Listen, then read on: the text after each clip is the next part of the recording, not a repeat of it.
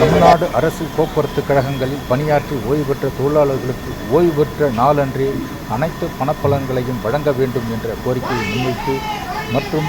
9 ஆண்டு காலமாக நிறுத்தி வைக்கப்பட்டுள்ள அகவிலைப்படி உயர்வை உடனடியாக வழங்க வலியுறுத்தியும் பல்லவன் சாலையில் இன்று கருப்பு துணி அணிந்து போராட்டம் என்பது நடைபெற்று வருகிறது. தமிழக அரசிடம் அவர்கள் வைக்கும் கோரிக்கை உடனடியாக தமிழக அரசு ஓய்வு பெற்ற தொழிலாளர்களுக்கு வழங்க விலைப்படி உயர்வை உடனடியாக வழங்க வேண்டும் என்ற கோரிக்கையை முன்வைத்து சென்னை பல்லவன் சாலையில் ஆர்ப்பாட்ட வாயிற்கூட்டம் என்பது நடைபெற்று வருகிறது.